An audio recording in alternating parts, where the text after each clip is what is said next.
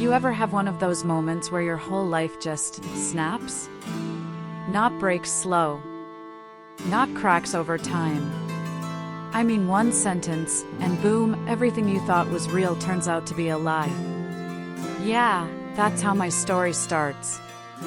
See, my name is Miss Loretta Mae Johnson, 72 years old, born and raised in a small town outside Memphis, Tennessee. I'm the kind of woman who believes in showing up for family, rain, shine, or broke. I worked 40 years as a school cafeteria manager, raised my son by myself after my husband passed, and I gave that boy everything I had, and then some. And that right there? That's exactly where I went wrong. Because one afternoon, I picked up my phone, smiling like a fool, ready to ask my son Darnell when the wedding was gonna be. And his wife, well, his wife now, apparently, cut me off before I could even finish my sentence. "Oh, Miss Loretta," she said, real casual, like she was talking about the weather, "we already got married yesterday." It was private, only close people. Only close people. Now let me tell you something, when those words hit my ears, it felt like somebody dumped a bucket of ice water straight down my back. I just stood there, frozen. Because for 3 whole years, I had been paying their rent, buying their groceries, furnishing their whole apartment like it was a showroom, making sure they never went without a single thing. And somehow, I wasn't close people. I looked over at my son, sitting there on the couch I bought, staring at the floor like it suddenly had all the answers. Didn't even have the nerve to look his own mama in the eye. "Mama, it was just something small," he mumbled, sounding like he rehearsed it in the mirror. "Just a few folks." But I already knew that was a lie. See, I may be old, but I ain't blind. Later that night, I saw the pictures online. Big smiles. Fancy outfits. Champagne glasses clinking. Her whole family up there posing like royalty. And me? Nowhere. Not even a thought. The dress I bought for that wedding? Still hanging in my closet. Tag still on it. Shoes sitting right underneath like they were waiting for a day that never came. I had even set aside $1,000 as a gift. 1,000. For a wedding I wasn't even special enough to attend. Now if that ain't a slap in the face, I don't know what is. But here's where it gets real crazy. Exactly 1 week later, 7 days, not 8, my phone rings. Guess who? That same daughter-in-law. But this time? Oh, her voice done changed. Gone was that smooth, confident tone. Now she sounded like she was about to cry. "Miss Loretta, we're in trouble. Rent's overdue. The landlord's threatening to kick us out. You forgot to send the money." Forgot? I had to sit down for that one. Because in all them years, I never missed a payment. Not once. Didn't matter if I had to eat beans for a week straight, I made sure they were good. And now, after they shut me out like I was some stranger, they still had the nerve to call me like nothing happened. So I took a breath. Real slow. And for the first time in a long time, I didn't feel weak. "Baby," I said, calm as Sunday morning, "didn't you tell me that only special people matter?" Silence. Dead silence. I could hear her breathing on the other end, but she ain't had nothing to say. And right then, something inside me shifted. See, for years, I had been bending over backwards, trying to earn love that should have been free. Walking on eggshells. Giving, giving, giving. Hoping one day they'd treat me like I mattered. But in that moment, I realized something cold and clear. I wasn't their mama. I wasn't their family. I was their bank account. And that day, that account closed. But what I didn't know yet was that cutting them off wouldn't just make them desperate, it would make them dangerous. You ever sit down and really add up everything you done gave somebody? I don't mean just money. I mean your time, your energy, your peace of mind. Yeah, that kind of counting hits different. The morning after that phone call, I woke up before the sun even came up. Didn't set no alarm. Didn't need one. My spirit was already restless. But it wasn't sadness this time. Nah. It was something colder. Clearer. I walked into my kitchen, made myself a cup of coffee, and for the first time in years, I didn't reach for my phone to check on Darnell. Didn't wonder if he ate. Didn't wonder if he needed something. For once, I sat down and thought about me. And let me tell you, that felt strange. Like wearing a brand new pair of shoes that ain't been broken in yet. Then I did something I should have done a long time ago. I grabbed my old bank folders. Every statement. Every receipt. Every little transfer I ever made for them. Spread it all out across my kitchen table. Now at first, I told myself, Loretta, don't do this, it's just gonna make you mad. But something in me said, no, you need to see it. So I started adding. Rent, $600 a month. 3 years straight. That's over 20 grand right there. Groceries? At least $250 a month. Easy. Then came the extras. Furniture for their whole apartment, couch, bed, dining table. Car repairs. Medical bills. Cash just to hold them over. And don't even get me started on holidays and birthdays, I went all out every single time. By the time I finished, I just sat there staring at that number. $38,000. $38,000. I leaned back in my chair and laughed. Not because it was funny, but because it was so ridiculous, I didn't know what else to do. $38,000, and I wasn't even invited to the wedding. Phew. That'll wake you up quicker than any coffee ever could. Right then, my phone started ringing. Darnell. I looked at it. Let it ring. Stopped. Then rang again.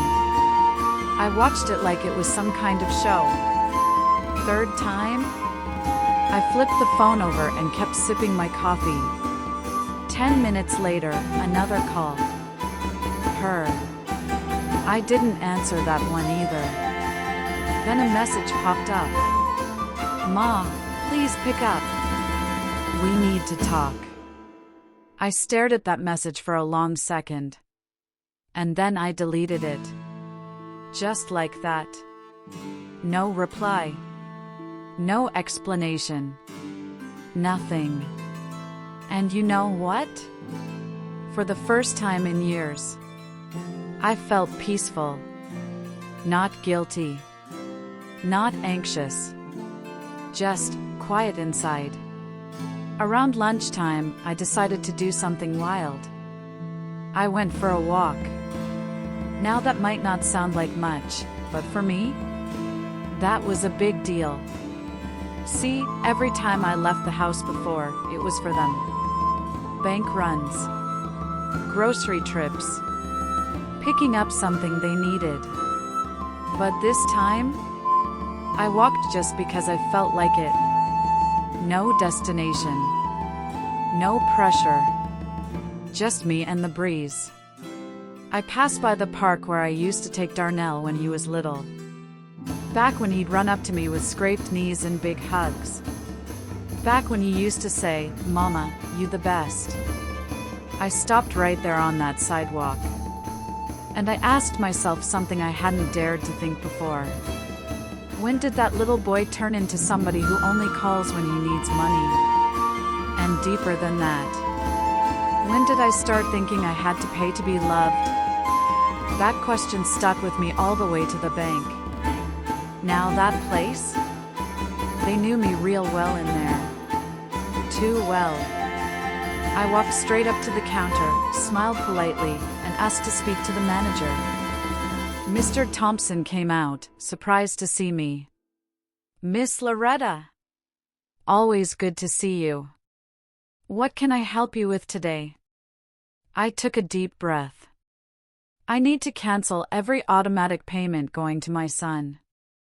His eyebrows went up just a little. You sure about that? I nodded. Very. We sat down, went through everything, and one by one, I shut it all down. Every transfer. Every scheduled payment. Gone. While we were sitting there, my phone kept buzzing in my purse like it was possessed. I didn't even look. When Mr. Thompson handed me the paperwork, he paused. I hope everything's okay with your family. I smiled, but it didn't reach my eyes. It will be, I said. Now that I've finally stopped ignoring myself. And when I walked out of that bank, Lord, I can't even explain it. It felt like I had been carrying a heavy backpack for years. And somebody finally took it off. I stood there on the sidewalk, took a deep breath, and whispered to myself. It's mine again. My time. My money. My life. But peace don't last long when people realize the money's gone.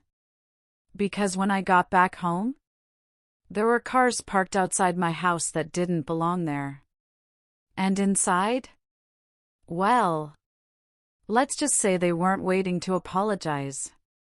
Because what I walked into that afternoon wasn't a conversation, it was an ambush I never saw coming. Now let me tell you something real clear. Ain't nothing colder than walking up to your own house and feeling like you the one who don't belong there. That's exactly how it felt when I pulled into my driveway that afternoon.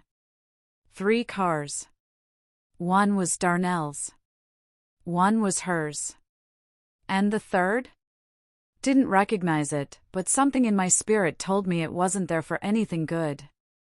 I sat in my car for a minute. Just watching. Curtains slightly open. Shadows moving inside. My house. My living room.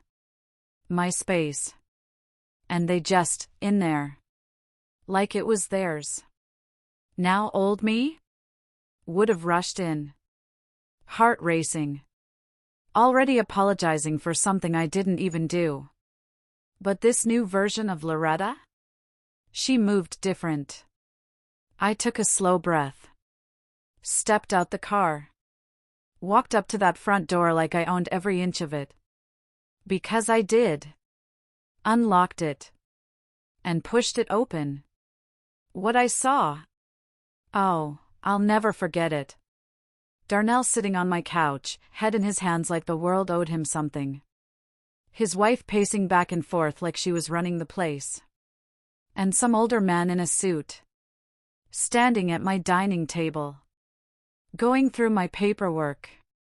My papers. I didn't yell. Didn't scream. But my voice? It carried. What exactly is going on in my house? All 3 of them turned around like I just walked into their meeting uninvited. She was the first to speak. Oh, thank goodness you're back, Miss Loretta, she said, rushing toward me with that fake sweet tone she only uses when she needs something. We've been trying to reach you. I held up my hand. Stop right there. Then I looked at the man. And you are? He stepped forward, adjusting his jacket like he was somebody important. Good afternoon, ma'am. I'm Mr. Caldwell. I'm an attorney. Your family has asked me to assist with your situation. I blinked. My situation? Darnell finally stood up. Mama, we went to the bank. They told us you cut everything off. And? His jaw tightened. And that ain't normal. You didn't even talk to us first. I let out a small laugh. Not a happy one. For 3 years, y'all didn't ask me before spending my money. Now you want a conversation? That hit him. But not enough. His wife stepped in again, softer this time. Miss Loretta, we're just worried about you. You've been acting different. Different. See, that word? That's how people try to make you sound crazy when you finally stop letting them use you. I'm different, I said slowly, because I finally said no. The lawyer cleared his throat. Well, ma'am, your children are concerned that you may not be in the right state of mind to make financial decisions. There it was. Out in the open. They weren't here to fix anything. They were here to take control. I walked past him. Straight to my table. Started gathering up my papers he had his hands on. These are private, I said, not even looking at him. You had no right. Mama, Darnell said, that same tired tone, we're trying to help you. No, I said, turning to face him. You're trying to control me. His wife stepped closer, reaching for my hand. Miss Loretta, listen, at your age, sometimes confusion happens. It's okay. We just want to make things easier for you. I snatched my hand back. Confusion? That word echoed in my head. Now it all made sense. The lawyer. The paperwork. The sudden concern. They weren't just mad about the money. They were trying to make it legal to take it. You really think I'm confused? I asked, my voice steady but sharp. Nobody answered. So I answered for them. You think I'm confused because I stopped paying your rent? Silence. You think I'm confused because I finally noticed I wasn't invited to your wedding? Her face tightened. You think I'm confused because I decided my money belongs to me? The lawyer stepped in again, trying to smooth things over. Ma'am, no one is accusing you. We're just suggesting a temporary arrangement. A power of attorney, so your son can help manage. I didn't even let him finish. I picked up that folder he brought and dropped it straight in my trash can. The only thing temporary, I said, pointing to the door, is how long y'all got left in this house. Now Darnell got mad. Real mad. Mama, you can't just do this. We got bills. Rent. That car you co-signed for. I can't. I snapped. My voice filled that whole room. I can't stop paying for a life that ain't mine. I stepped closer to him. For years, I fed you. Carried you. Funded you. And the one day that mattered most? I paused. My voice dropped low. I wasn't even worth an invitation. That hit different. Even he couldn't look at me now. But his wife? Oh, she wasn't done. Tears started falling, but not the kind that come from hurt. The kind that come from losing control. You can't do this to us, she said, shaking her head. We made plans counting on you. There it is, I said quietly. Plans. Not love. Not family. Plans. Based on my money. I looked at all three of them. Clear. Calm. Done. Get out. Nobody moved. So I said it louder. Get out. The lawyer packed his things first. Smart man. Darnell hesitated. But when I didn't budge, he grabbed his keys. His wife gave me one last look, cold, angry, ugly. This ain't over, she said. I didn't even flinch. Good, I replied.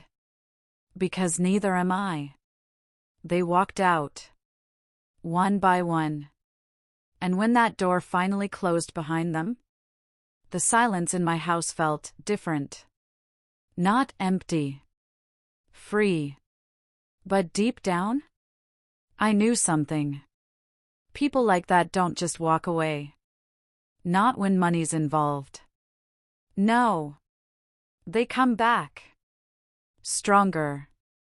Smarter. And a whole lot more dangerous. And the next move they made?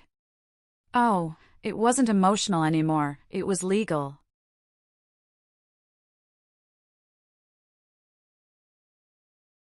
Now listen. When people can't control you with guilt, they switch strategies. And when guilt don't work anymore, they bring in paperwork. That next morning, I woke up before sunrise again, but this time, I wasn't restless. I was focused. See, after what happened the day before, I already knew one thing for sure. Darnell and that woman weren't done. Not even close. I made my coffee, sat at the table, and stared out the window for a minute. Usually, this is where I'd be worrying. What they gonna do next? How bad is this gonna get? But not that morning. That morning? I asked a different question. What am I gonna do next? And that changed everything.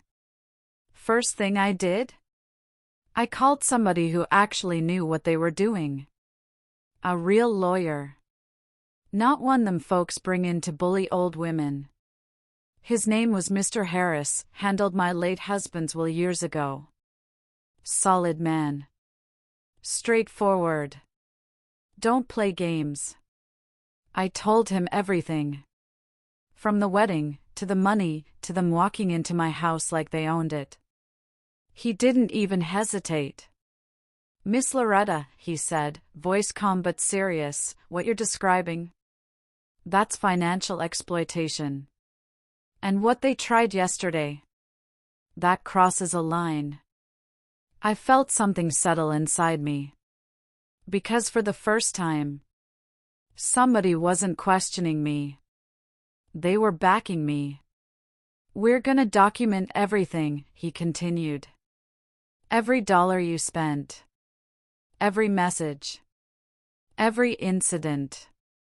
And we're gonna protect you legally. Protect. That word hit different.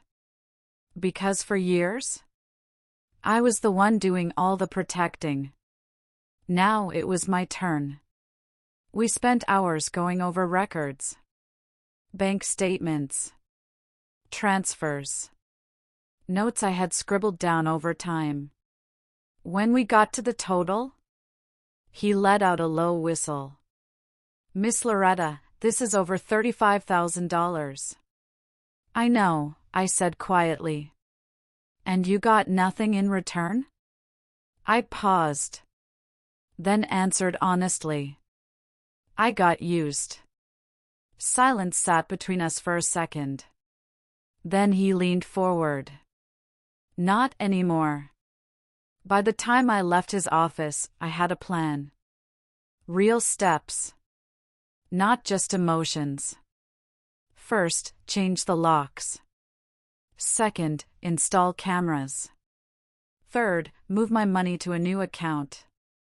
Fourth, stop all communication unless it went through him. Simple. Clean. Necessary. So I got to work. Went straight to the hardware store. The owner, Mr. Jenkins, been knowing me for years. Miss Loretta. Something broke at your son's place again? He asked. I shook my head. Nope. This time, I'm fixing my own house. He raised an eyebrow but didn't ask questions. Helped me pick out the strongest locks they had.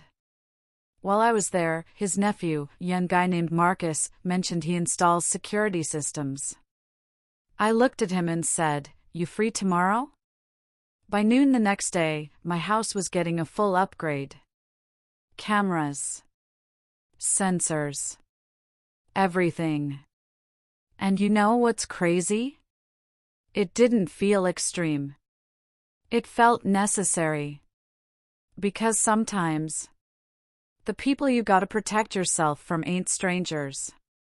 Now, while all this was going on, my phone kept blowing up. Different numbers. Unknown calls. I knew exactly who it was. So I ignored every single one. Until one finally slipped through.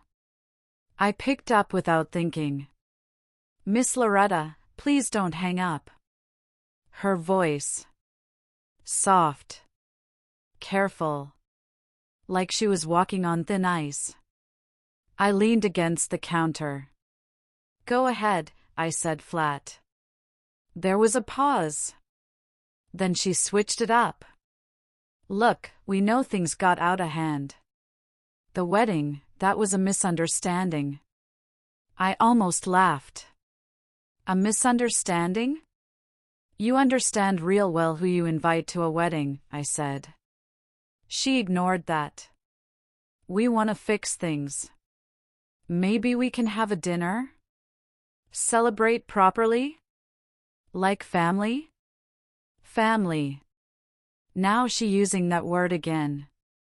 I cut straight through it. "How much you owe in rent right now?" Silence. Long one. 2 months, she finally admitted. 1,200. There it was. Always comes back to money. "But that's not why I called," she added quickly. "We miss you."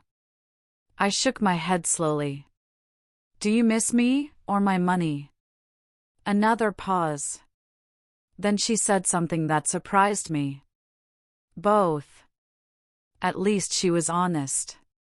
But honesty don't fix betrayal. "If I mattered so much," I said, "why wasn't I at your wedding?" No answer. "Tell me the last time you called me just to check on me." Nothing. Because we both knew the truth. Never. "Listen carefully," I said, my voice steady. "For years, y'all treated me like an ATM. You used me. Ignored me. Disrespected me." I paused. "And now that the money stopped, suddenly I matter again? Miss Loretta, please." No. That one word landed heavy. "You made your choice," I continued. "Now I'm making mine." And I hung up. No hesitation. No guilt. Just done. That afternoon, I did something I hadn't done in over a year. I went to the beauty salon. Full treatment. Hair done. Nails. Everything.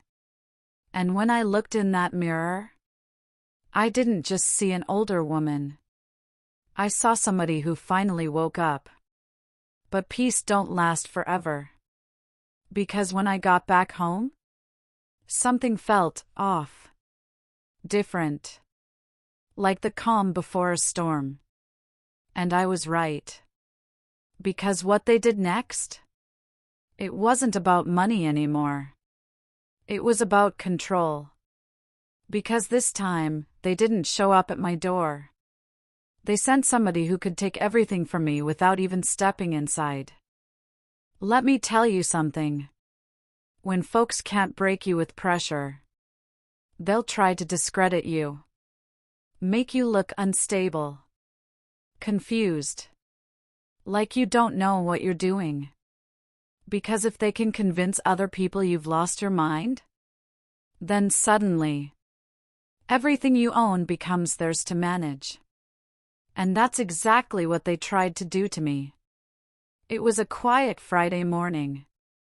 I was sitting at my kitchen table, eating toast, flipping through the newspaper like I didn't have a care in the world. And honestly, for the first time in years, I didn't. Then the doorbell rang. Now, normally, I'd get up right away. But not anymore. I had cameras now. So I checked my phone first. And what I saw? A young woman. Dressed sharp. Folder in her hand. Standing straight like she meant business. Not a neighbor. Not a friend. Something official. I opened the door halfway. Yes. She gave me a polite smile. Good morning, ma'am. My name is Ms. Carter. I'm with Adult Services. We received a report that you may need a wellness check. My stomach dropped. Not fear. Recognition. Oh, so this what we doing now? I see, I said calmly. You got ID? She showed it. Looked legit. I stepped aside. Come on in. Because I already knew, if I refused, they'd twist that too. She walked in, sat down, opened her folder like she'd done this 100 times. Miss Johnson, we've received concerns from your family that you've had sudden behavioral changes. Financial instability, social withdrawal, signs of paranoia. I almost smiled. They really went all out. Paranoia? I repeated. Yes, ma'am. Installing security systems. Cutting off loved ones. Refusing help. I leaned back in my chair. Let her talk. Because sometimes the best thing you can do is let people expose exactly what they're trying to do. And your family is worried, she continued. They believe you may not be in a position to make sound decisions right now. There it was. Clear as day. They were trying to paint me as incapable, so they could step in legally. I folded my hands on the table. Before I answer anything, I said, calm but firm, I'm calling my lawyer. Her smile tightened just a little. Ma'am, this is just a routine check. And I don't do anything routine without representation anymore. Silence. She nodded. Of course. I picked up my phone and called Mr. Harris. Someone here from Adult Services, I told him. I'm on my way, he said. Didn't even ask questions. Now, while we waited, she tried again. Miss Johnson, if there's nothing wrong, answering a few questions shouldn't be a problem. I looked her dead in the eye.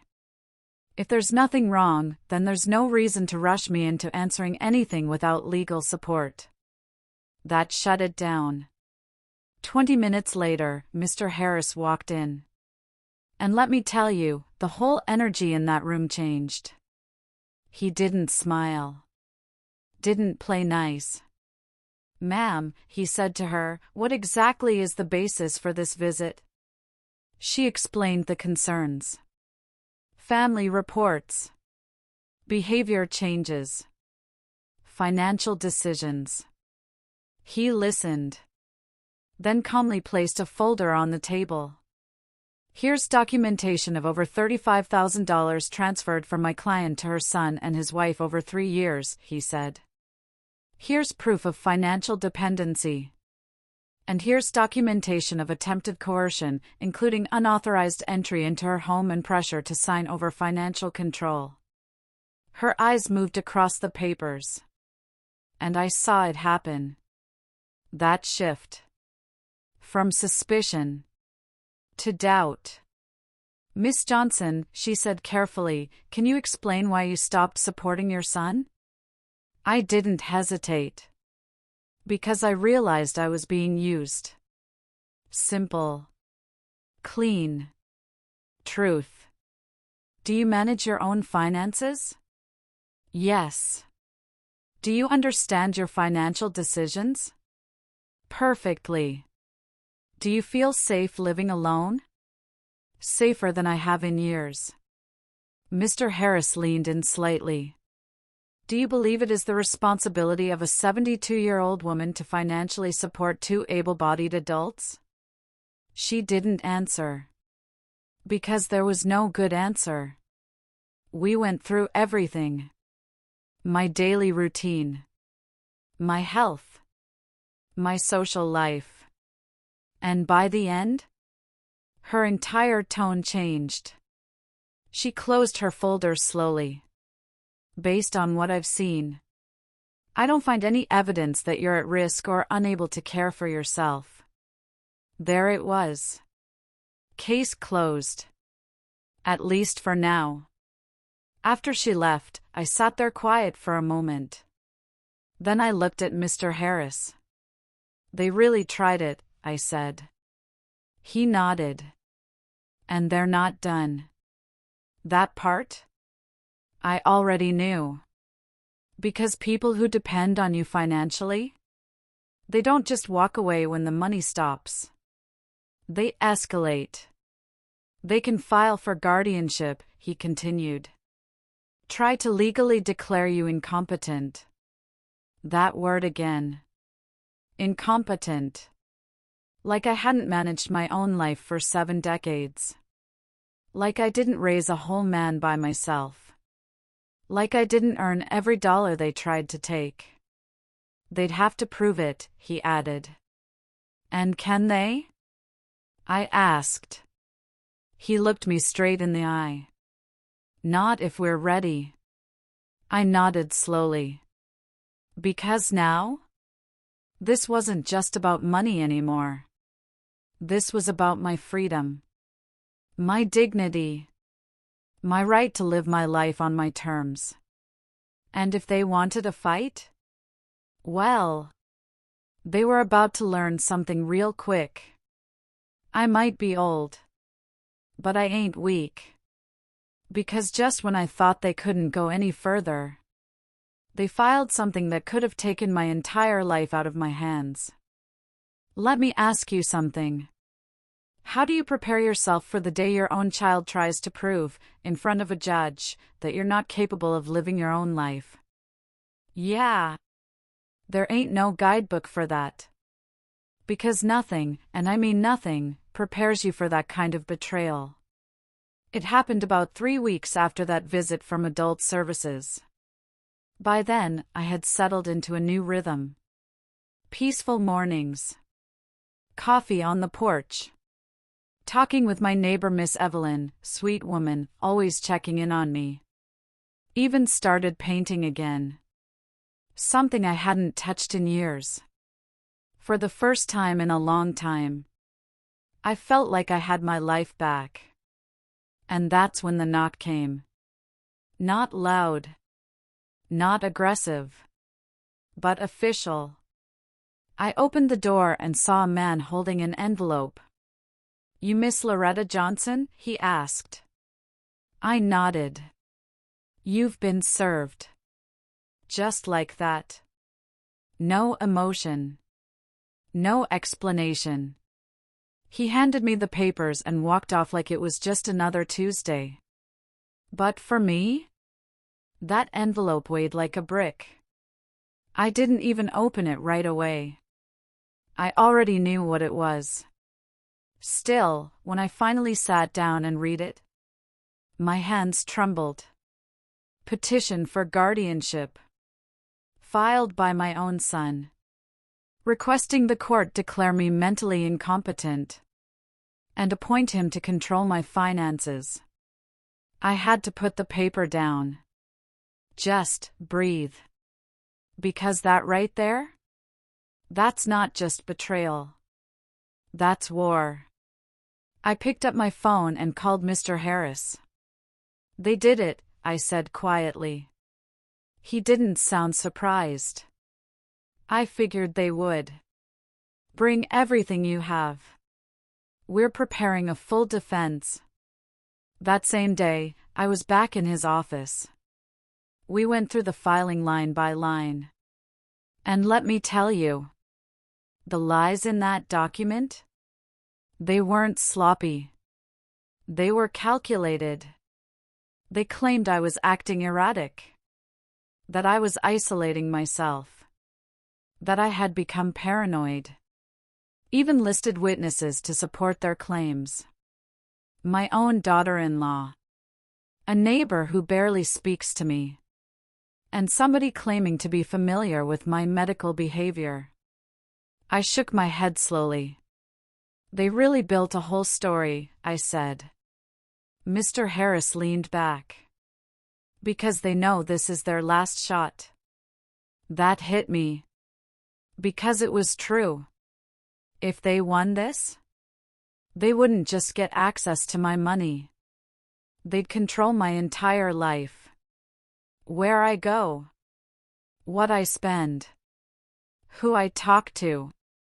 Everything. I looked him straight in the eye. We're not letting that happen. He nodded. Not a chance. From that moment on, everything got serious. We gathered records, bank statements, proof of every payment I made, proof that I was managing everything just fine. Then came the part that honestly annoyed me the most. I need you to do a full psychiatric evaluation, he said. I sighed. Even though I'm perfectly fine? Yes, he said. Because in court, proof matters more than truth. Fair enough. So I went. Doctor's office. Quiet room. A woman with sharp eyes and a calm voice. She asked me everything. Memory questions. Math problems. Logic tests. Personal history. Financial decisions. 2 whole hours. At the end, she looked at me and smiled. Miss Johnson, your cognitive function is excellent. Honestly? Better than many people 20 years younger. I let out a breath I didn't even know I was holding. Can you put that in writing? I asked. She smiled again. Already planned on it. Now here's the thing. Even with all that proof, I still couldn't shake one feeling. Not fear. Not doubt. Just sadness. Because it shouldn't have come to this. I shouldn't have to prove to the world that I'm sane. Just because I stopped paying my grown son's bills. But here we were. A few days later, I sat in my living room with Miss Evelyn. She had brought over sweet tea and that warm energy she always carried. When I told her about the lawsuit, she just shook her head slowly. Baby, money will make people show their real face faster than anything. I nodded. I just didn't think it'd be my own child. She reached over, squeezed my hand. Sometimes the people we love the most hurt us the deepest. We sat in silence for a moment. Then she looked at me, serious. But you ain't alone in this. Don't you forget that. And that right there? That mattered more than anything. Because yeah, my son was standing against me. But I wasn't standing by myself. That night, I got ready for bed, but I couldn't sleep. Too much running through my mind. So I got up, walked to the mirror, and just looked at myself. Really looked. Wrinkles. Gray hair. Tired eyes. But behind all that? Strength. Years of it. Built through struggle. Through sacrifice. Through survival. I leaned a little closer and said something out loud I hadn't said before. You got this. Because I did. And deep down, I knew something they didn't. They thought they were taking me to court to prove I was weak. But what they were really about to see was exactly how strong I'd become. Because when that courtroom day finally came, they didn't just lie about me, they tried to rewrite my entire life. You ever sit in a room and realize the people on the other side are trying to erase who you are? Not argue with you. Not disagree with you. Erase you. That's exactly how it felt the morning of that court date. I woke up before my alarm, already dressed in my mind. This wasn't just another day. This was the day somebody was going to decide if I had the right to live my own life. I stood in front of my closet for a long minute, then picked out my best outfit. Simple. Clean. Strong. Because I wasn't showing up looking defeated. I was showing up looking like a woman who knew exactly who she was. When Mr. Harris pulled up, he gave me a nod. You ready? I took a deep breath. I've been ready.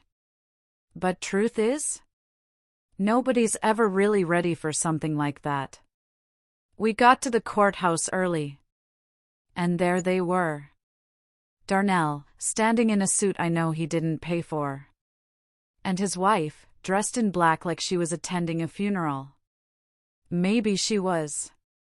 Because one way or another, something was about to die that day. When our eyes met, Darnell looked away. Couldn't even face me. But her? Oh, she held that stare. Cold. Calculated. Like this was just business. And that right there? That told me everything I needed to know. This wasn't about concern. This was about control. We walked into that courtroom, and I swear, it felt colder than outside. The judge sat high, calm, unreadable. And just like that, it started. Their lawyer stood up first. Smooth voice. Confident. Practiced. Your Honor, we are here today because Miss Loretta Johnson has shown a concerning decline in her mental stability. I sat there still. Hands folded. Listening to this man talk about me like I wasn't even in the room. She has abruptly cut off financial support to her family without reason. Without reason? I almost laughed. But I held it in. She has isolated herself, installed unnecessary surveillance, and is being influenced by individuals outside the family. There it was. They turned my independence into a problem. My boundaries into a disorder. My strength into decline. That's how they play the game. Then came the part that really hit. She is no longer capable of making sound decisions regarding her finances. I slowly looked over at Darnell. Still couldn't meet my eyes. Shame? Maybe. Or maybe he just didn't care anymore. Then they called their first witness. His wife. And let me tell you something. If acting paid bills, she'd be rich already. She walked up there, hand on the Bible, tears already forming like she practiced this in the mirror. Miss Johnson has always been like a mother to me, she started. I had to look down at that point. Because hearing that? After everything? It was almost insulting. But recently, she's changed. She's become distant, paranoid, she pushes us away. Tears falling now. Voice shaking. We just want to help her, we love her. Love. That word sure gets used loosely when money's involved. Mr. Harris stood up for cross-examination. And that's when things started shifting. Ma'am, he said calmly, when was the last time you contacted Miss Johnson without asking for money? She froze. Just for a second. Well, we talk often. I asked for a specific time. Silence. I don't remember. Of course she didn't. Is it true, he continued, that you and your husband got married without inviting her? It was a small ceremony. Is it true you told her only close people were invited? Her face tightened. That's not what I meant. What exactly did you mean? No answer. Because there wasn't one. Then came Darnell. My son. Walking up there like a stranger. Swearing to tell the truth. Before doing the exact opposite. My mom's always been generous, he said. I closed my eyes for a second. Because I knew what was coming. But lately, she's not herself. She's making irrational decisions. We're worried about her. Worried. Yeah, okay. Mr. Harris stepped up again. Sir, how much money has your mother given you over the past 3 years? I don't know the exact number. Would it surprise you to hear it exceeds $35,000? He hesitated. No. And how many times have you visited her without requesting financial help? Silence. Louder this time. Is it true you entered her home without permission? We were concerned. Yes or no? Yes. Is it true you brought a lawyer to pressure her into signing financial control over to you? We were trying to help. Yes or no? Yes. And just like that? The room shifted. Because truth has a way of cutting through lies real quick. Their other witnesses didn't help much either. One barely knew me. The other twisted simple things into something they weren't. But when it was our turn, everything changed. The doctor spoke first. Clear. Professional. Confident. Miss Johnson demonstrates above-average cognitive function for her age. There is no evidence of mental impairment. Then came my neighbor, Miss Evelyn. She smiled at me before speaking. This woman right here? She's sharper than most folks I know. She didn't lose her mind, she found it. That made me smile. For real this time. And then, it was my turn. I stood up slow. Walked to that stand. Felt every year of my life behind me. But none of the weakness they tried to paint. Mr. Harris looked at me. Miss Johnson, why did you stop financially supporting your son? I looked straight ahead. Voice steady. Because I realized I was being used. No hesitation. No apology. Do you regret that decision? I shook my head. I regret that it took me so long. You could hear a pin drop in that room. Then their lawyer tried to trip me up. Asked tricky questions. Tried to confuse me. But I answered every single one. Clear. Direct. Unshaken. Because when you're telling the truth, you don't have to remember lies. Finally, both sides rested. The judge looked down at his notes. And for the first time all day, the room went completely silent. Because now, everything came down to one decision. One man.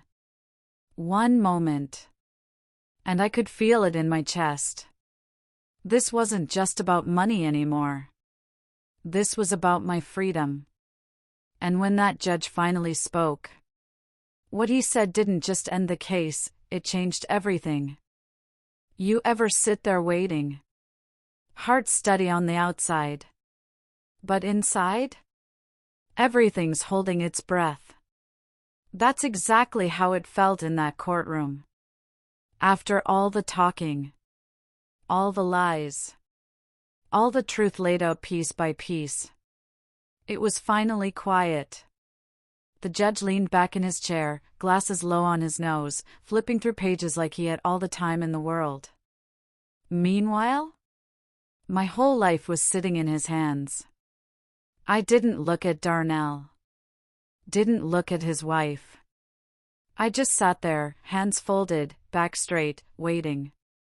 Because one thing I had learned through all this? When you've done nothing wrong, you don't need to beg. Finally, the judge cleared his throat. And just like that, every head in that room lifted. After reviewing all the evidence, his voice was calm, measured, not rushed, not emotional, just facts. It is clear to this court that Miss Loretta Johnson is fully competent and capable of managing her own affairs. My chest loosened just a little. But I didn't react. Not yet. Because I needed to hear all of it. The medical evaluations provided show no signs of cognitive decline. In fact, they indicate above-average mental function for her age. There it was. Stamped. Official. Not just me saying it. Not just my lawyer. The system itself. Recognizing the truth. But he wasn't done. Not even close. Furthermore, he continued, his tone shifting slightly, the court finds it deeply concerning that this petition appears to be motivated by financial dependency rather than genuine concern for the respondent's well-being. Now that hit different. Because he didn't just deny them. He called them out. Right there in open court. I slowly turned my head. Looked at Darnell. For the first time all day? He looked uncomfortable. Really uncomfortable. The evidence clearly shows a long-standing pattern of financial support from Miss Johnson to the petitioners. The judge flipped a page. Totaling over $35,000 within a 3-year period. You could feel the shift in the room. That number carried weight. Not just money. Sacrifice. Time. Trust. The court also notes, he continued, that the petitioners entered Miss Johnson's home without permission, attempted to pressure her into signing over financial control, and misrepresented facts to both medical professionals and social services. Now his voice was firm. No room for misunderstanding. This behavior raises serious ethical and legal concerns.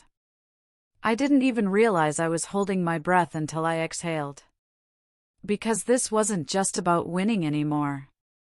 This was about the truth finally being seen.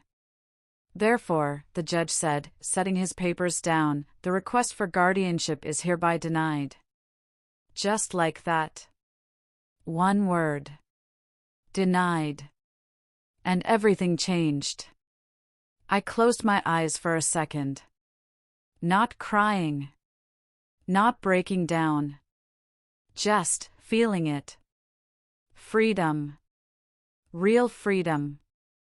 Not the kind you tell yourself you have. The kind nobody can take from you. When I opened my eyes again, I turned slowly. Darnell was staring at the floor. His wife? Oh, she looked mad. Not sad. Not hurt. Mad. Because they lost. Not because they hurt me. But because they couldn't control me anymore. That told me everything I needed to know.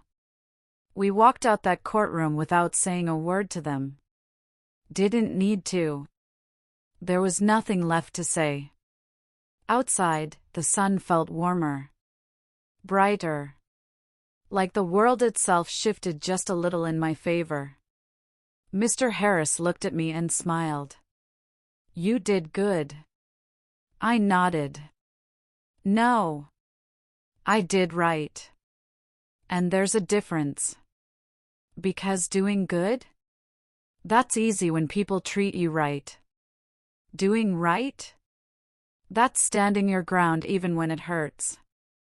Even when it costs you something. Even when it means letting go of people you love. That evening, Miss Evelyn came over. She already knew. Word travels fast. She walked in with a big smile and a homemade pie. "Well," she said, setting it down.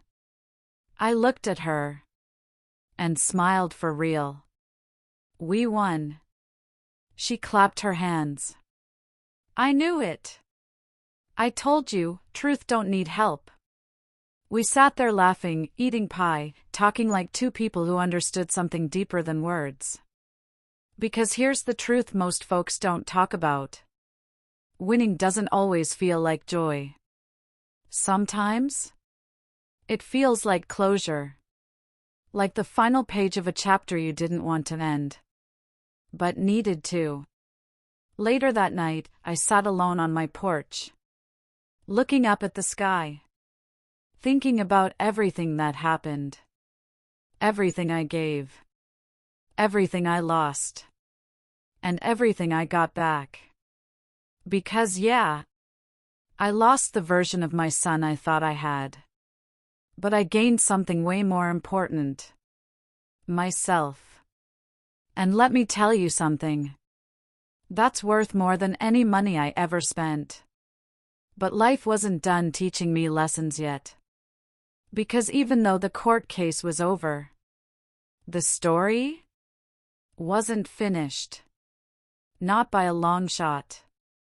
Because a few months later, I made a decision that shocked everyone and made sure nobody would ever try to control my life again. You know what people don't tell you about winning? It don't always feel loud. It don't always come with celebration. Sometimes it comes with silence. A deep kind of quiet that lets you finally hear yourself again.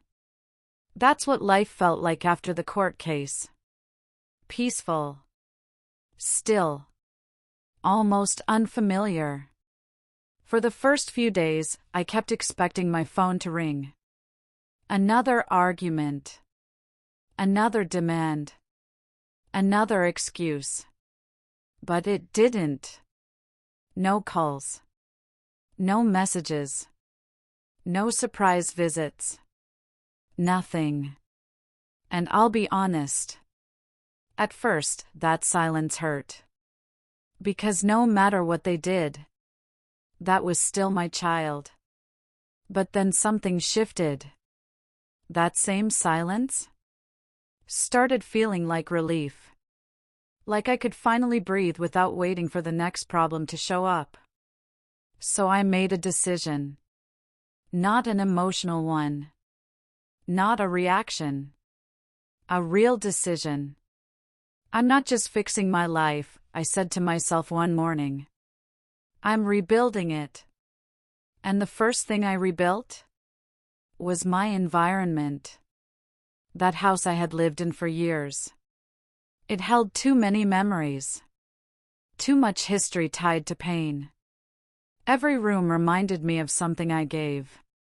Something I sacrificed. Something I overlooked. So I sold it. Yep. Packed up everything. Signed the papers. And let it go. People thought I was crazy when I told them. After everything you fought for? You're just leaving it? I smiled. Exactly. Because that house? It wasn't peace anymore. It was a reminder. And I was done living in reminders. I moved into a beautiful apartment downtown. Nothing fancy. But it was mine. Every corner. Every piece of furniture. Every decision. Mine. And let me tell you, there's something powerful about waking up in a space that doesn't carry anyone else's expectations. Just yours. I decorated it slowly. Took my time. Didn't rush. Didn't feel guilty spending money on myself. Bought things I liked. Colors I enjoyed. Art that made me smile. For once, my life reflected me. not what somebody else needed from me. And then came the next big step. I sat down with Mr. Harris again. I want to change everything, I told him. He nodded. Your will? Yes. Because if there was one thing I learned through all this, it's that you don't wait until it's too late to protect yourself. We went through every detail, every asset, every dollar. And I made one thing very clear.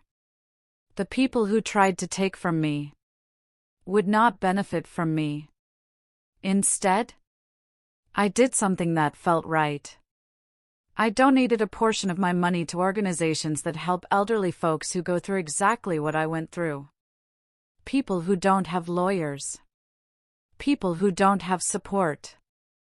People who get taken advantage of and never recover. That decision? That felt better than any gift I ever gave my son. Because this time, it wasn't being used. It was being given with purpose. The rest? I kept for me. For my life. For my future. And speaking of future, I finally started doing things I had put off for years. I traveled. Nothing extravagant at first. Just small trips. Places I always said I'd go one day. Well, one day finally came. I took painting classes again. Sat in rooms full of people who didn't know my story. And didn't need to. They just saw me as me.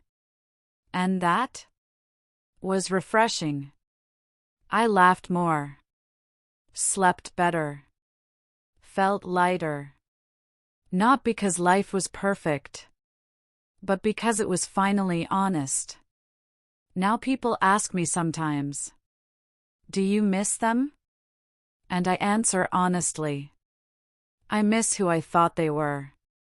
Because that version? That loving son. That respectful relationship. That never really existed the way I believed it did. And once you see the truth, you can't unsee it. I heard through the grapevine that Darnell and his wife had to downsize. She got a job. He started working more. Struggled a bit. And part of me? I won't lie. Part of me wondered if maybe that struggle would teach them something. But I don't sit around thinking about it. Because that chapter is closed. Completely. Some nights, I sit on my balcony, looking out at the city lights. Thinking about the woman I used to be. The one who believed love had to be earned. Bought. Proven. That woman? She's gone. And in her place is somebody stronger. Smarter. Clearer. Somebody who understands something I wish I learned years ago. Love that comes with a price isn't love. And peace? Real peace? Comes when you finally choose yourself. So let me ask you something. If the people you loved treated you like a wallet instead of a person, would you have the strength to walk away, or would you keep paying for love that was never real? Now let me tell you something. Just because a chapter ends, don't mean folks won't try to reopen it. See, life had gotten real peaceful for me. Months went by. No drama. No stress. Just me, my little apartment, my routine, and a kind of quiet I had learned to love. I had my mornings, coffee by the window, soft music playing. My afternoons, painting, reading, sometimes meeting Miss Evelyn for lunch. And my evenings? Those were mine too. No worrying. No waiting. No giving pieces of myself away just to feel needed. I was whole. And I had no plans on going backwards. But one evening, Life decided to test that. I had just come back from the grocery store. Bags in my hand, keys between my fingers, mind already thinking about dinner. And as I turned the corner toward my building, I saw him. Darnell. Sitting on the bench outside like he had nowhere else to go. For a second, I stopped walking. Not out of fear. Not out of weakness. Just surprise. Because after everything? After the court. After the silence. I didn't expect to see him again like that. He looked different. Tired. Worn down. Not the man who stood in that courtroom trying to take control of my life. This one? Looked like life had humbled him a little. When he saw me, he stood up quick. Mama. That word. Used to melt me. Used to break down every wall I had. But not anymore. I kept walking. Slow. Steady. Until I was standing right in front of him. Close enough to see the regret in his eyes. Or maybe just the need. Can we talk? He asked. I studied him for a second. Then I nodded. 5 minutes. That was all he was getting. We sat down on that bench. Same space. 2 completely different people. He rubbed his hands together like he was trying to find the right words. I messed up, he said finally. Simple. Straight. But too late. I didn't respond. Just let him keep talking. I shouldn't have taken it that far, the court, all that. That wasn't right. No. It wasn't. But things got hard, he continued. Bills, pressure. I didn't know what else to do. I let out a small breath. Because there it was again. Not accountability. Just explanation. Excuses dressed up as reasons. You didn't know what else to do? I repeated. He shook his head. No. I leaned back slightly. Here's an idea, you could have respected me. That hit him. Hard. He looked down. I know. No, I said, cutting him off. You didn't know. Because if you did, you wouldn't have done what you did. Silence. Thick. Heavy. I raised you better than that, I continued. I taught you about respect. About gratitude. About family. My voice wasn't loud. Didn't need to be. It carried weight all on its own. But somewhere along the way, you stopped seeing me as your mother, I said. And started seeing me as something you could use. His eyes watered a little. Mama, it wasn't like that. Yes, it was, I said firmly. No more rewriting the story. That stopped him. Because for the first time, he realized I wasn't gonna soften this for him. I gave you everything, I continued. Time. Money. Support. Love. And the one time it mattered most? I looked him dead in the eye. You didn't even invite me. That moment sat between us. Heavy. Real. Unavoidable. I was wrong, he said quietly. I nodded. Yes. You were. Another pause. Then he asked the question I already knew was coming. Can we fix this? And that right there? That's where everything came full circle. Because old me would have said yes before he even finished the sentence. Old me would have rushed to rebuild something that was never solid to begin with. But this version of me? She thought differently. I looked out at the street for a moment. Then back at him. "We can be respectful," I said slowly. His face lifted a little. "Hope." But I wasn't done. "But things will never go back to how they were." That hope faded just a bit. "I'm not your safety net anymore," I continued. "I'm not your backup plan. And I'm definitely not your bank." He swallowed hard. "I understand." "Do you?" I asked. "Because understanding means you don't ask me for anything." That one landed deep. "I won't," he said. We sat there in silence again. But this time, it wasn't heavy. It was final. "I hope you figure your life out," I said, standing up. "I really do." "Mama." I paused. Turned slightly. "Take care of yourself," he said. I nodded. "You too."